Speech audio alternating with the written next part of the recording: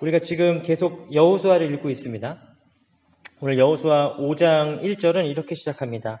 우리가 그 전에 이미 지난주에 다 읽으신 분들은 아시겠지만 여호수아는 정탐꾼들을 보내서 이미 여리고 성의 민심이 어떤지를 파악을 했습니다. 여리고 성은 지금 어떤 곳입니까? 엄청나게 거대한 성이죠. 엄청나게 유명한 성이죠. 지금도 고고학적인 연구 결과를 따르면 여리고 성은 인류 역사에서 손꼽히는 오래된 성입니다. 가장 오래된 성 중에 하나예요. 그러니까 문명이 시작된 되게 중요한 성 중에 하나죠. 그렇게 오래되고 훌륭하고 멋있는 성을 갖고 있는 그 여리고 사람들이 지금 무엇을 두려워하고 있습니까? 광야에서 떠돌고 있는 이스라엘 백성들을 두려워하고 있어요. 하나님께서 이집트에 행하셨던 일들과 또 그들과 함께 지금 역사하신 일들을 듣고 두려워하고 있습니다. 여러분, 세상에 아무리 돈 많은 사람들이라도, 아무리 세상에 집이 멋있고 튼튼하고 권력이 높은 사람이라도 두려워합니다. 두려워해요. 어느 사람이 두려워하지 않느냐? 살아계신 하나님과 동행하는 사람들이 두려워하지 않습니다. 여리고라는 그 멋진 성을 갖고 있어도 그들은 두려워하죠. 왜요? 하나님의 역사가 지금 눈앞에서 실현되는 걸 보고 있기 때문입니다. 그래서 그들은 이스라엘 백성들이 지금 광야를 뚫고 요단강을 갈라서 들어오고 있다는 사실에 막 두려워서 어쩔 줄 몰라 하는 장면이 나옵니다. 그들의 두려움은 마치 쓰나미처럼 몰려들고 있는 겁니다. 민심에 따라서 전쟁은 이제 가장 중요한 게 물론 기술이기도 하고 하지만 기세가 되게 중요하죠. 기세, 전세, 사기 이런 게 중요하지 않습니까? 근데 지금 몰아붙여야 되는 때죠. 저들이 저렇게 두려워하고 있는데 몰아붙여야 될 때인데 2절에서 하나님께서는 아주 이상한 명령을 내리십니다. 히브리 말로는 몰이라고 합니다. 뭘 해라. 몰이 뭐냐? 바로 할례를 해라라는 뜻입니다. 할례가 뭐냐라고 물으신다면 쉽게 말해서 남자들이 받는 포경수술이라고 말할 수 있습니다. 포경수술이 출산만큼이 아프겠냐마는 아픕니다. 어떻게 설명을 더 자세히 드릴 수도 있지만 별로 설명을 드리면 안 좋잖아요. 아픈 거예요. 아픈 거고 게다가 이게 그때 당시에 무슨 마취를 하거나 무슨 수술을 제대로 하는 것도 아니고 지금 뭘로 수술합니까? 돌 갈아가지고 돌칼로 한답니다. 남자 성도님들 이 자리에서 지금 얼굴 표정이 다 찡그러지고 계세요. 제 앞에서 봤는데 남자들은 지금 다 이렇게 찡그리고 있습니다. 왜일까요? 그걸 돌칼로 맞지도 안 하고 그렇게 아프게 이렇게 자르는 게 얼마나 아프겠습니까? 그런데 지금 심지어 이게 어느 시국입니까? 적진의 한복판이에요. 여리고성 눈앞에 보고 있습니다. 그런데 그때 하나님께서 뭐 하라는 것입니까? 할례하라는 겁니다. 남자분들은 할례를 포경수술 받아보신 분은 알겠지만 며칠 동안 누워 있어야 되거든요. 어떻게 할 수가 없어요. 그래도 실제로 이 할례 때문에 멸망한 족속도 있습니다. 실제로는. 누굽니까? 창세기 34장을 보시면은 야곱의 아들들이 그의 여동생 디나가 성폭행을 당하자 복수를 하려고 그 족속들을 세겜 족속들에게 할례를 받아라라고 권유를 한 다음에 할례를 받아서 다 누워 있을 때 그때 다 몰살시키는 장면이 나와요. 그러니까 이스라엘 백성은 할례가 얼마나 전쟁을 앞두고 위험한지를 몸소 겪은 사람들입니다. 이건 아주 위험한 행동이죠. 이건 전투불능의 상태에 빠지는 거예요. 할례를 받으라는 것은 지금 전쟁하지 말라는 겁니다. 게다가 지금 여리고는 성이 있잖아요. 우리는 이스라엘 백성은 성도 없고 무기도 변변치 않습니다. 왜 돌칼을 갈았을까요? 철이 없어요. 쇠가 없어서 그래요. 여러분 학교에서 배운 거 기억나십니까? 석기 문명이 있고 청동기 문명으로 넘어가고 철기 문명으로 넘어가잖아요. 이스라엘 백성은 지금 철기가 없단 말이에요. 돌칼 갈아가지고 이렇게 싸우고 있는 겁니다. 그냥 이게 기술력으로도 안 되고 군사력으로도 안 되고 아무것도 안 되는 그런 상황에서 지금 이스라엘은 심지어 할례까지 받아야 된다는 거죠. 하나님은 도대체 왜 이렇게 어리석은 명령을 내리시고 있는 겁니까? 오늘 예준 형제가 읽어준 것처럼 4절과 7절 말씀에 보면은 그 이유가 바로 나옵니다. 왜 할례를 받아야만 하느냐? 왜냐하면 광야에서 태어난 사람들은 지금 할례를 받지 않았기 때문이 그렇습니다. 한마디로 출애굽을 경험한 그 다음 세대들은 할례를 받지 않았다는 것입니다. 할례가 뭐길래 새로운 땅에 들어갈 때, 약속의 땅에 들어갈 때 할례를 무조건 받아야 된다고 하나님께서 말씀하실까요? 자, 여러분의 이해를 돕기 위해서 할례가 포경수술이라고 말을 했지만 사실 그런 의미는 아닙니다. 오늘 다 같이 말씀을 좀 찾아봤으면 좋겠는데 바로 창세기 17장입니다. 창세기 17장 9절에서 11절까지 말씀. 창세기 17장 9절에서 11절까지 말씀 보시면 이렇게 써 있습니다.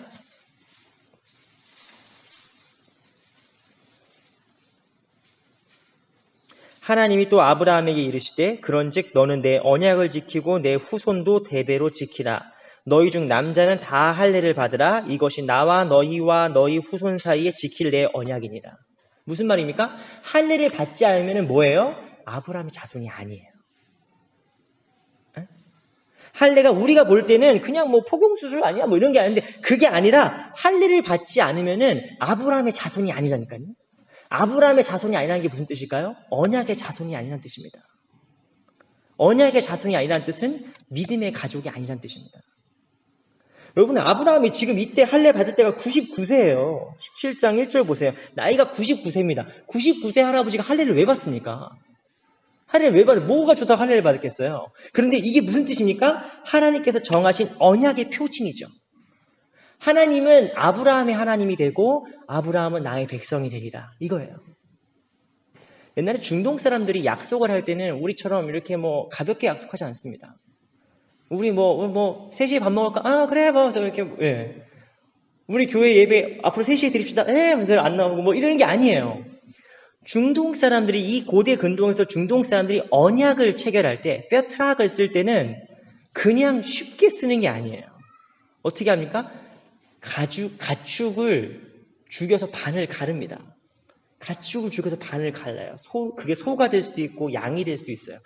뭐 돈이 진짜 없으면 비둘기라도 갈라요. 비둘기라도 갈라서 뭐라고 하냐면은 우리 중에 약속을 지키지 않으면 이렇게 된다는 거예요. 그게 언약입니다. 그러니까 하나님께서 우리와 언약을 맺으실 때 뭘 하라는 겁니까? 할례를 하라는 거예요. 죽을 각오로 지키는 겁니다. 하나님과의 우리와의 약속은 죽을 각오로 지키는 거예요. 바꿔 말하면 뭡니까? 하나님께서는 우리에게 하나님의 약속을 지키기 위해서 죽을 각오를 다 하신다니까요. 그게 할례의 의미입니다.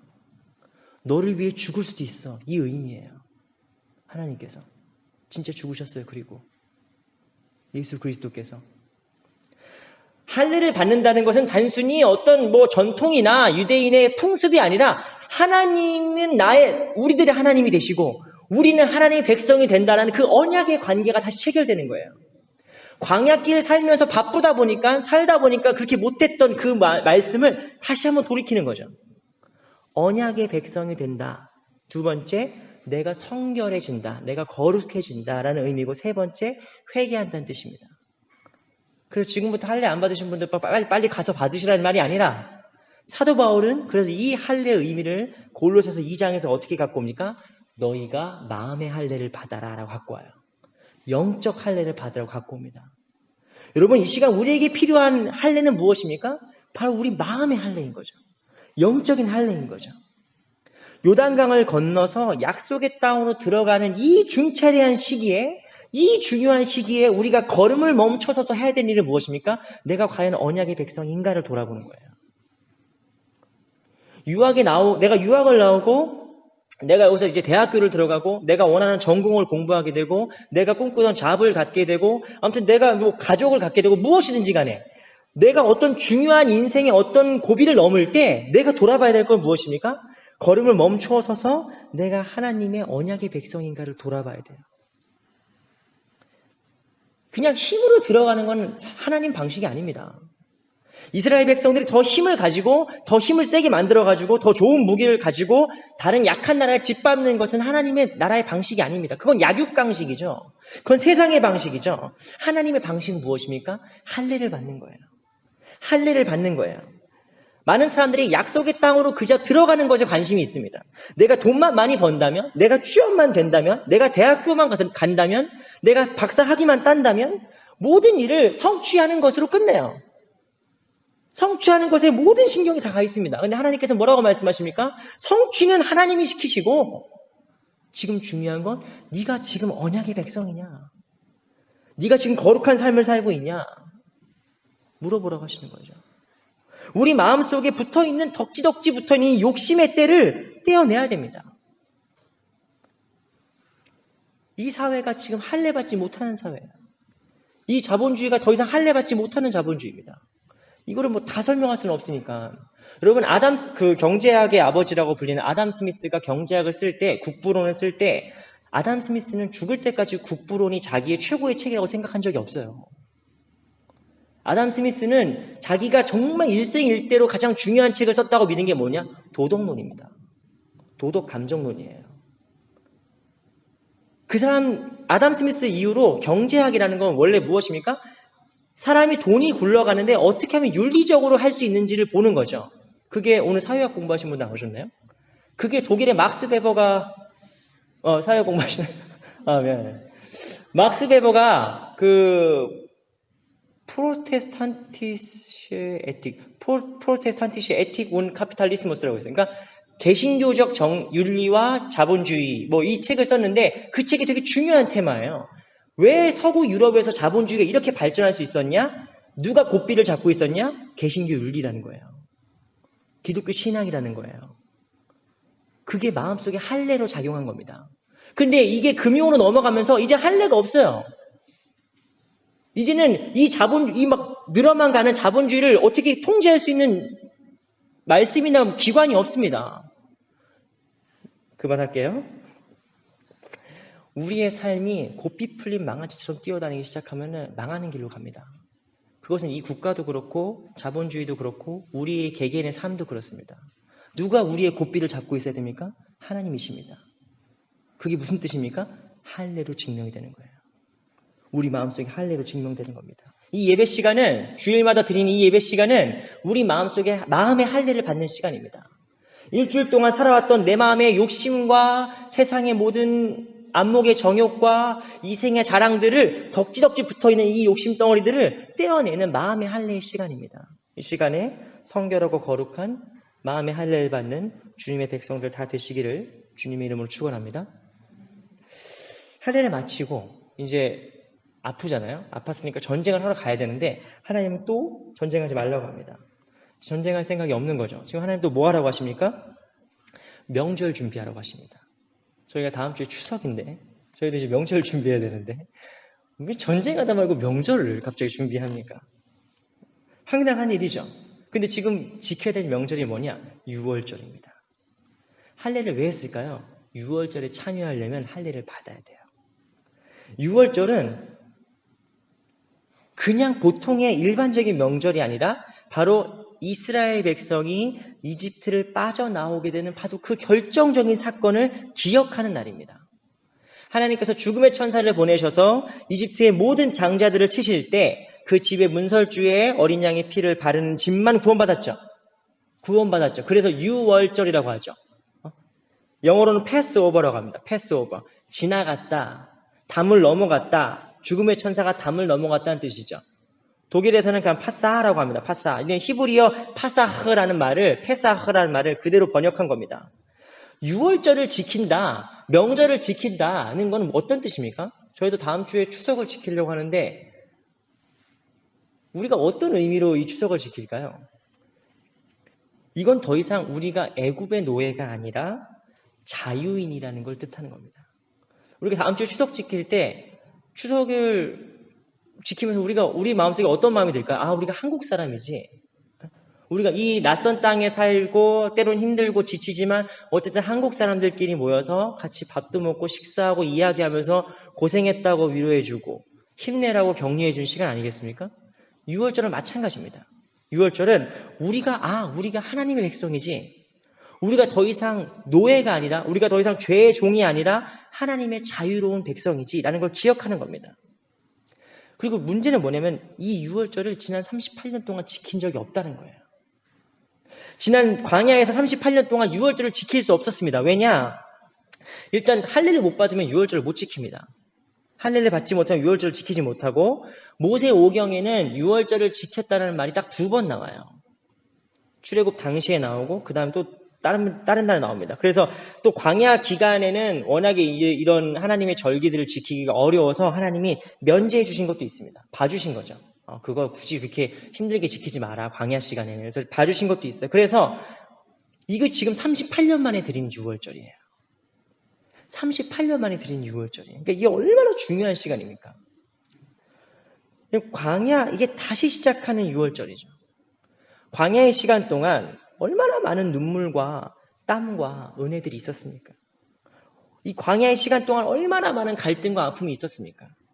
이스라엘 백성들은 자그마치 430년 동안 식민지 생활을 했습니다. 대한민국이 일제에서 36년 동안 식민 통치를 받았는데 해방한 지 60년이 지나도록 아직도 사회통합이 잘 안 돼요.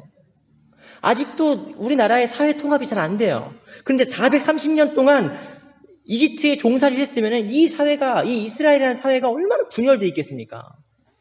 그런데 이 유월절을 통해서 하나님께서 다시 한 민족을 묶어주시는 거예요. 3분 5열되고 너는 진보냐 나는 보수냐 서로 막 뿔뿔이 갈등하고 흩어지는 나라 민족이 아니라 우리가 하나님의 하나의 백성, 부르심받은 하나님의 하나의 백성이라는 것을 돌이키는 겁니다. 여러분, 광야처럼 살아가는 우리의 인생 속에서 우리도 마찬가지입니다. 우리의 자아가 무너질 때가 있어요. 사람들의 관계가 삐그덕거릴 때가 있습니다. 우리의 가정에 문제가 있을 수도 있고 이 사회와 나라가 혼란스러울 때도 있습니다. 그것도 하루 이틀도 아니고 40년 동안 뭔가 이렇다 할 만한 중심축이 없어가지고 뭉쳐지지 못하는 모래와 같은 모습들을 우리가 경험할 때가 있습니다. 그때 필요한 게 무엇입니까? 유월절을 기억하는 겁니다. 우리의 유월절을 기억하는 겁니다. 하나님이 나를 구원하신 그때로 돌아가는 것입니다. 우리가 서로 사랑했던 그때로 돌아가는 것입니다. 나는 원래 하나님의 진노로 인해 죽을 수밖에 없는 죄인이었지만 그 하나님의 은혜로 인해서 그 어린 양의 보혈로 인해서 내가 구원받았다는 사실을 기억하는 겁니다. 유월절을 기억할 때 우리가 이렇게 고백할 수 있는 겁니다. 하나님의 은혜가 없이는 저는 이 자리에 서 있을 수 없습니다. 화목한 가정은 무엇입니까? 당신 없으면 당신이 없으면 나도 없고. 좋은 교회 어떤 교회입니까? 옆에 있는 분들 딱 바라봤을 때 고마워야죠. 옆에 있는 분 한번 보시겠어요? 옆에 있는 분들 한번 눈을 보시겠어요? 내 옆에 계셔서 감사합니다. 한번 인사해 주세요. 시작. 내 옆에 계셔서 감사합니다. 한번 인사해 주세요. 유영호 형제님하고 김선생님 부부잖아요. 네. 우리 교회 좋은 전통이에요. 네. 꼭 이렇게 떨어져 앉으시더라고요. 감사합니다. 좋은 교회는 어떤 교회입니까? 그냥 우리가 좋은 관계죠. 우리 안에 매일 하나님의 이 유월절 같은 예배가 되는 겁니다. 계속 구원을 기억하고 회복하고 서로가 서로에게 감사하고 서로가 서로에게 떡을 먹여주고 그게 좋은 교회 아니겠습니까? 유월절이 회복되는 것, 다시 시작되는 유월절, 38년 만에 시작되는 이 유월절의 의미가 바로 그것입니다. 오늘 본문 말씀은 아주 싱겁게 이렇게 끝납니다. 어떻게 끝나냐? 유월절 이튿날에 그 땅의 소산물을 먹되 그날에 무교병과 볶은 곡식을 먹었더라. 또 그 땅의 소산물을 먹은 다음 날에 만나가 그쳤으니 이스라엘 사람들이 다시는 만나를 얻지 못하였고 그 해에 가나안 땅의 소출을 먹었더라. 여러분, 한국에서 독일에 오신 지 얼마 만에 한국 음식 드셔보신 적 있습니까? 얼마나 한국 음식 드셔보셨습니까? 얼마나 오래 걸려서? 저는 할 말이 없어요. 저는 오자마자 한인교회를 갔기 때문에 가서 바로 그냥 한식 주시더라고요. 그래서 이게 얼마나 감사한 줄 모르고 저는 살았는데 또 제가 어쨌든 있었던 뒤셀도르프라는 지역은 한식당이 워낙 많아요. 한국 그 슈퍼마켓도 크고 많아가지고 저는 거기서 한식 먹는 거 별로 그렇게 감사한 줄 몰랐거든요. 그런데 이렇게 가끔 지인들 중에서 이제 북쪽이나 저기 남쪽이나 어디 이렇게 멀리서 오시는 분들은 저희 지역으로 오시면은 막 정신을 못 차리시더라고요. 세상에 닭발을 팔아면서 막 정신 못 차려가지고 정신 못 차리길래 왜 그러지? 굶었나? 그랬는데 너무 간절한 거예요. 그분들은 한국 음식을 먹는데 이제 은솔자매도 곧 거기 한식당이 있을까요? 3개나 있대요? 좋겠네요. 갑자기 좀 설교 시작한 지 가장 적극적인 반응이 나오고 있어요. 그래도 물론 제가 많이 제 아내도 한식을 잘 해주시니까 잘 먹는데 그래도 먹고 싶은 게 있죠. 독일에서 못 구하는 것들 있잖아요. 양념게장도 그렇고 뭐 가장 적극적인 반응들 뭐 갓김치도 그렇고 뭐 회 같은 거 뭐 이런 거 이제 아무튼 거기서 내가 한국에서 너무 먹고 싶은 것들을 먹을 때 너무 감동적이더라고요. 38년 동안 못 지켰던 그 6월절 때 그 이스라엘의 전통적인 음식과 그 6월절에 먹어야 되는 음식들, 무교병, 이걸 먹는 이스라엘 백성들의 감동이 어땠겠습니까? 저도 지금 한 4년 10개월 만에 이제 음식 먹으러 가잖아요. 다음 달에 가슴이 뛰어요. 가슴이 막 뛰어. 먹고 싶다. 양념게장 뭐 이런 거. 간장게장을 더 좋아합니다. 그런데 이렇게 감동적인 6월절이 끝나고 다음 날이 있을 때 이스라엘 백성들은 충격을 받죠. 어떤 충격입니까? 지난 40년 동안 한 번도 본 적이 없는 충격을 받아요. 어떤 충격입니까? 만나가 그쳤어요. 40년 동안 눈이 오나 비가 오나 우리가 하나님 말씀에 순종하나 순종하지 않나 가끔은 싸우나 평화로우나 좋든 싫든 슬프든 기쁘든 언제나 매일매일 내렸던 그 만나가 그친 겁니다. 6월절 음식을 먹었을 때 무슨 뜻입니까? 새로운 시대가 됐다는 뜻입니다. 광야의 시대가 끝났다는 뜻입니다. 광야의 시대는 끝이 났습니다. 우리가 언제 어느 곳에 가든지 간에 하나님의 불기둥과 구름기둥을 우리와 늘 함께 가시고 동행하시고 매일매일 만나를 내려주시는 그 시간이 끝났어요. 그 훈련의 시간이 끝났습니다. 이제는 어떤 시기입니까? 실전한 시기죠. 이제 정말 보여줘야 되는 시기입니다. 어떤 시기입니까? 바로 약속의 땅에서 하는 시기죠. 이게 이스라엘의 역사예요. 이제는 하늘에서 만나가 떨어지길 기다릴 때가 아니라 이제는 내 힘을 들여서 내 땀을 들여서 씨를 심고 농사를 지어서 내가 먹을 걸 내가 거둬야 되는 시기입니다. 이제는 하늘에서 만나가 내리지도 않고 저 멀리 불기둥과 구름기둥이 보이지도 않습니다. 이제 그리고 가나안 땅으로 들어가면은 광야에서 본 적도 없는 온갖 화려한 문화들과 재미있고 활락적인 쾌락들이 가득합니다. 만나가 끊겼다는 것은 바로 새로운 시대로 들어가는 걸 뜻합니다. 이건 특히 저한테 주시는 말씀이에요. 저는 지금까지 부교육자로, 전도사로, 부목사로 이렇게 살면서 시키는 거 하면 됐잖아요. 때로는 제가 되게 잘할 수도 있고 때로는 못할 때도 있었어요. 때로는 그렇게 안 해도 되는데 더 열심히 한 것도 있고 때로는 실수한 것도 많았어요. 근데 부교육자 때까지는 어쨌든 광야처럼 훈련을 받을 수 있죠. 담임 목사님들의 지도를 받을 수 있죠. 근데 이제는 제가 담임 목사가 돼서 저의 책임을 누구에게도 전가할 수 없는 자리가 된 겁니다. 이제는 누구의 핑계도 될 수 없는 자리가 된 겁니다. 이제 제가 오롯이 책임을 져야 되는 이 우리 공동체를 더 하나님 보시기에 귀한 공동체로 성장시켜야 되는 이런 귀한 막중한 책임을 지게 된 자리가 된 겁니다. 전도사 때는 제 처음이라 그래요. 밑에 몰랐어요. 제가 지금 공부하는 중이라서요. 몰랐어요. 전도사 때는 그럴 수 있어요. 부목사 때는 그럴 수 있습니다. 하늘에서 만나가 떨어지길 기다릴 때가 있어요. 하지만 이제는 담임 목사로서 제가 눈물로 씨를 심어야 될 때입니다. 눈물로 이걸 키워야 될 때가 된 거죠. 공부도 마찬가지입니다. 석사를 끝냈잖아요. 석사할 때까지는 학교에서 어떤 커리큘럼이 있어요. 해야 될 아프가베들이 눈앞에 딱딱딱 있습니다. 너 모듈 R을 MR을 이렇게 끝내야 되고 모듈 B는 이렇게 끝내야 되고 어느 시험은 언제까지 봐야 되고 스케줄들이 있어요. 그럼 그 스케줄 따라서 열심히 하면 돼요. 그런데 이제 박사가 됐잖아요. 박사 과정이 딱 들어가니까 아무도 잡아주지 않아요. 알아서 해야 돼요.